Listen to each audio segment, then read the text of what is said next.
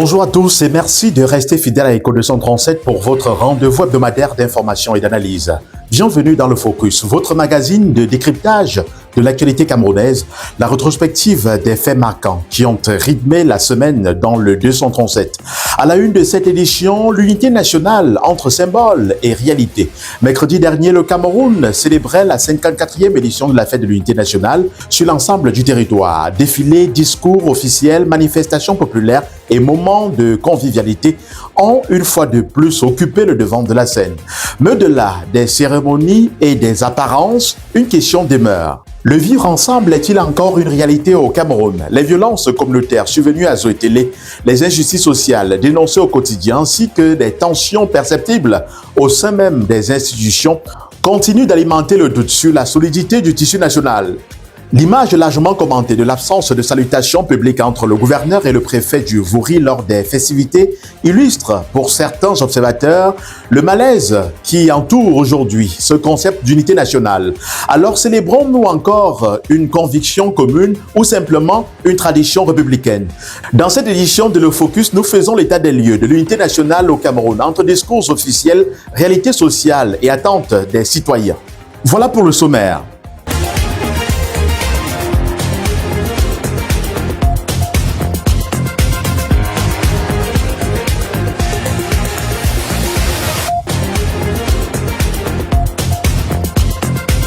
Merci pour l'intérêt que vous portez à Éco 237. Les Camerounais sont-ils réellement unis?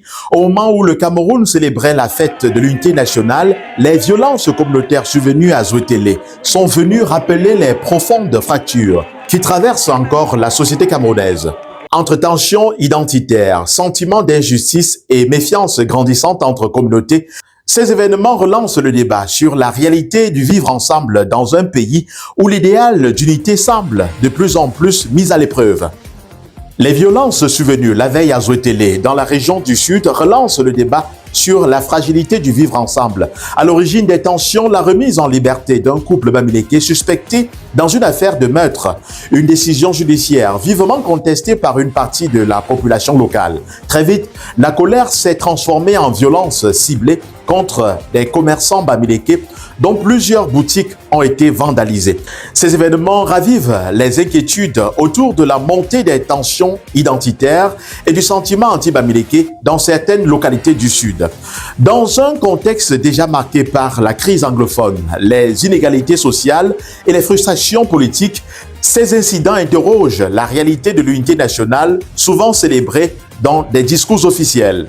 Pour de nombreux observateurs, l'unité ne peut exister sans justice, égalité et protection de tous les citoyens, indépendamment de leurs origines. Écoutons à présent ce que pensent les Camerounais de cette unité. D'emblée, quand on parle de l'unité, ça veut dire qu'on parle d'être unis, être un. Nous avons célébré l'unité nationale hier, qui en est déjà à sa 54e édition. Mais je me rends compte que cette unité elle est plus dans les papiers, dans les documents que dans les faits. Parce qu'en voyant la manière dont nous vivons, les faits qui se posent, que ce soit sur le plan politique ou même sur le plan social, on se rend compte que cette unité n'est vraiment pas vécue. Mais l'unité voudrait dire que le Camerounais, en principe, doit être libre de s'installer partout où il se trouve, dans toute l'étendue du territoire. Mais ce n'est pas ce qu'on voit. Il suffit que le politique instrumentalise une frange de la population, qu'une tribu est capable de s'élever et être contre l'autre tribu. Ce qui ne devrait pas exister dans ce que nous appelons unité nationale. Bref, ce que je voudrais dire en ce qui concerne l'unité que nous avons célébrée hier, cette unité est plus visible dans les papiers que sur les faits. Parce que la réalité quotidienne de tous les jours, le vécu de tous les jours démontre que nous sommes encore loin de célébrer l'unité nationale. Mais moi je dirais même que les Camerounais, la population, l'être humain lambda est prêt à vivre cette unité parce qu'on fait les efforts chacun d'accueillir son frère. C'est pourquoi on voit les mariages mixtes, les mariages multilingues quoi. Un Bamiléké par exemple qui épouse un Bassa. On a déjà des gens qui s'appellent même les Wabo à Tangana. Les Amadou Bello, les Amadou Kenya. Bon, si ça dépendait que de la population, cette unité devait être vécue. Mais on se rend compte que le politique fait plutôt les efforts pour que cette unité-là n'ait pas lieu. N'oublions pas qu'on dit toujours qu'on divise pour mieux régner. Le politique utilise cet aspect de diviser pour mieux régner en instrumentalisant les tribus entre elles. Les tribus écopent plutôt ce que le politique lui-même travaille pour mieux régner sur le plan politique. Dans un contexte pareil, je ne vois pas l'unité. Plus, bon, je me dis que l'administration même encourage ce manque de patriotisme. Dans la plus, du fait que vraiment, c'est-à-dire, le patriotisme n'est plus. Nous manquons trop de patriotisme. Même dans l'exercice des fonctions. Il y a par moment même tu arrives pour signer un dossier parce qu'on a vu tel nom. Il faut qu'on essaie de te contourner. Je ne crois pas que le gouvernement même prend des mesures strictes par rapport à ça. Parce que même quand on a parlé une fois de ne pas prononcer le tribunalisme à travers les discours haineux, du jour au lendemain, nous suivons que c'est les autorités même qui encouragent ces grands discours-là. Les hautes autorités, les gens même de qui on n'attendait pas ce genre de comportement, c'est eux qui font généralement ces expressions des discours et le manque d'unité. Ça fait que vraiment, c'est inquiétant. Et si la question était posée au numéro 1 du littoral et son collègue, préfet du Vouri, l'absence de salutation publique entre deux autorités administratives participe-t-elle à consolider l'unité nationale? Le malaise aperçu le 20 mai dernier à la tribune officielle de Douala n'était donc pas un simple détail protocolaire. Derrière les regards fuyants et la froideur inhabituelle entre le gouverneur du littoral et le préfet du Vouri se cacherait une guerre de pouvoir explosive, nourrie par un dossier foncier à très haute tension. Une lettre confidentielle attribuée au préfet vient aujourd'hui jeter une lumière crue sur les accusations d'une rare gravité. Manipulation, réseau d'influence, pression occulte, prédation foncière et même menace contre sa vie.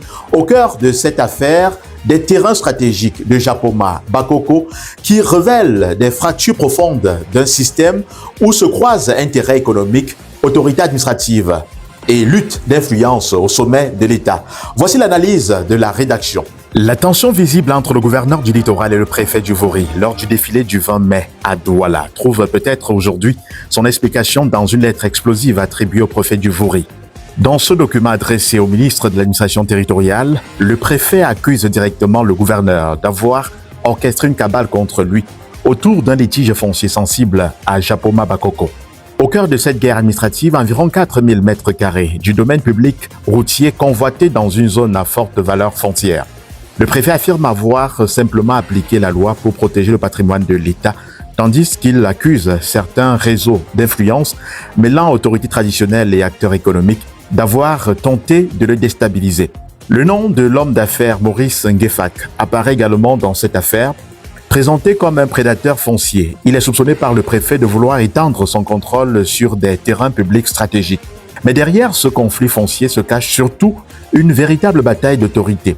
En accusant implicitement son supérieur hiérarchique de manipulation et de pression, le préfet expose au grand jour des fractures inhabituelles au sommet de l'administration territoriale camerounaise. L'autre élément marquant de cette correspondance reste la gravité des propos employés. Le préfet évoque même des menaces contre sa vie, affirmant que sa mort viendrait de son refus de pactiser avec ce qu'il appelle un cartel de prédateurs fonciers.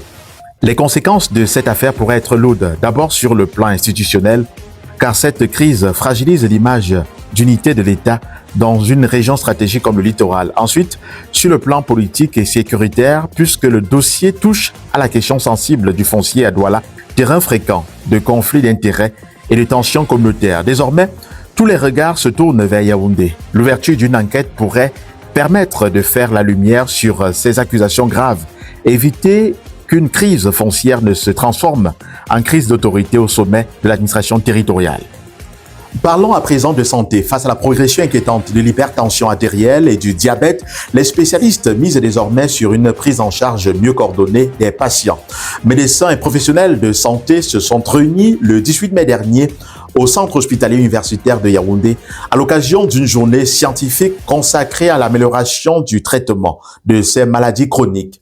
Suivons ce reportage d'Aline Ateba. À l'occasion de la journée scientifique du 18 mai 2026, un échange fructueux organisé par le service de réadaptation cardiaque et des explorations fonctionnelles a eu lieu entre les professionnels de santé impliqués dans la prise en charge des patients hypertendus au centre hospitalier universitaire de Yaoundé, qu'il s'agisse des médecins généralistes, des spécialistes d'éducateurs, des psychologues ou d'infirmiers. L'effort collectif visait donc à offrir une approche globale et coordonnée pour améliorer la vie des patients souffrant d'hypertension artérielle.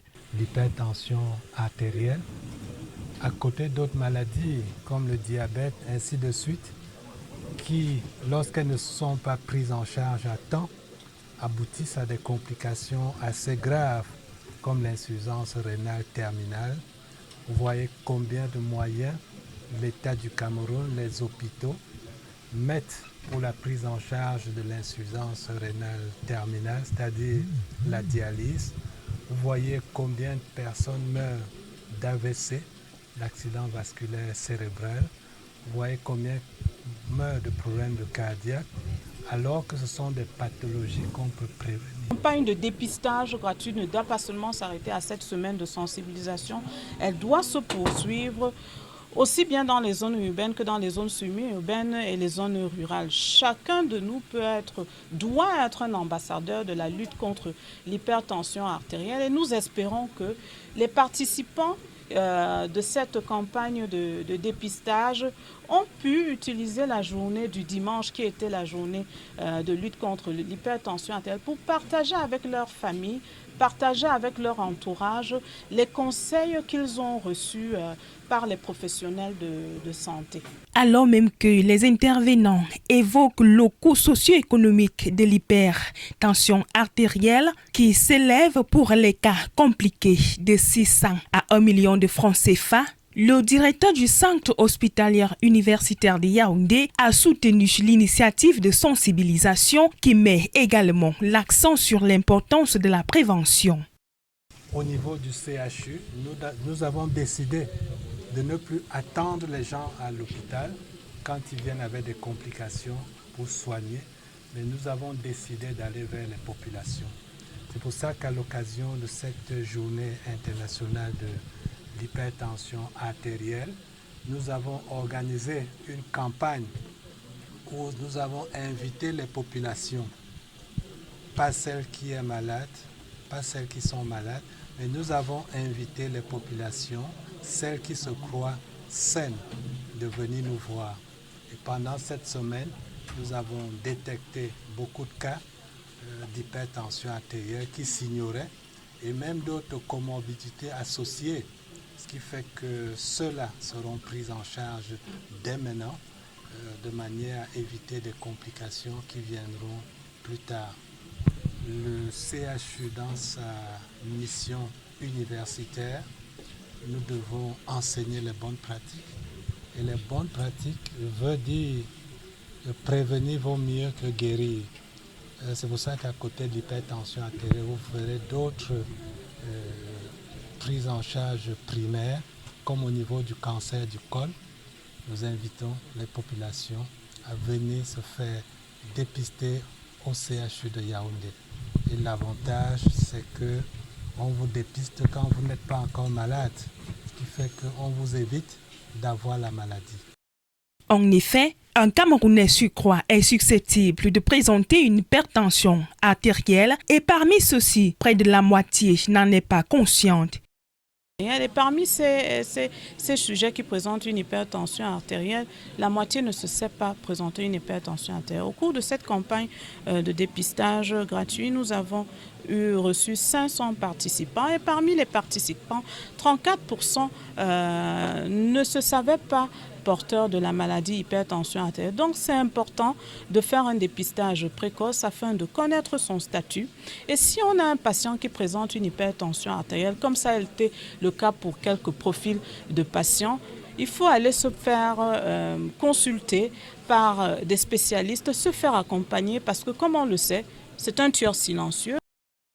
Selon le constat, l'augmentation des cas d'hypertension artérielle ces dernières années est alarmante et elle est largement attribuée à l'urbanisation croissante et à une transition vers un mode de vie de plus en plus sédentaire. L'augmentation des cas d'hypertension artérielle ces dernières années est due à l'urbanisation de la population, à la transition immunologique, changement de mode de vie qui est de plus en plus sédentaire.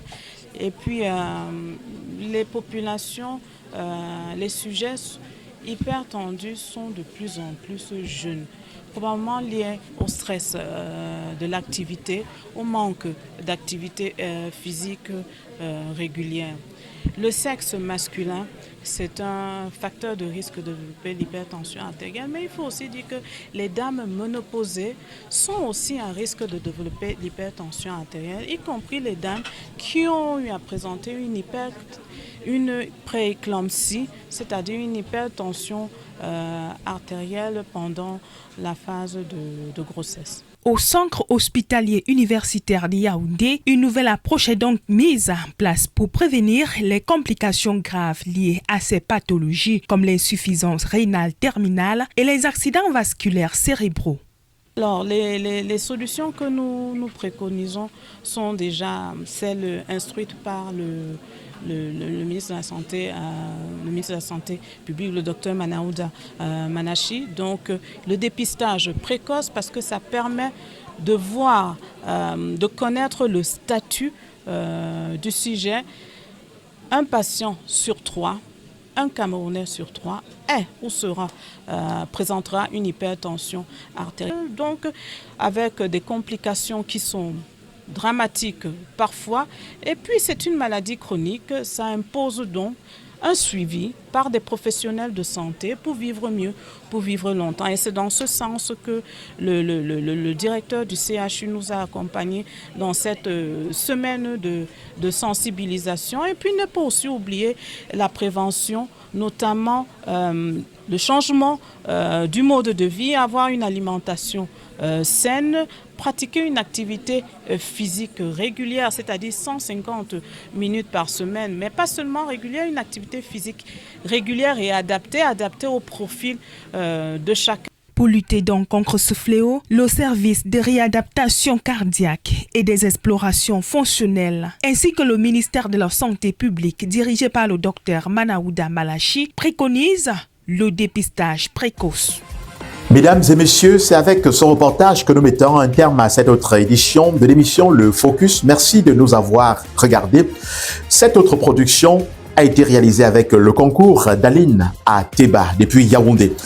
Merci de continuer à liker, à partager, à commenter. Et surtout, n'oubliez pas d'inviter vos proches à s'abonner sur Echo 237, la chaîne de valeur.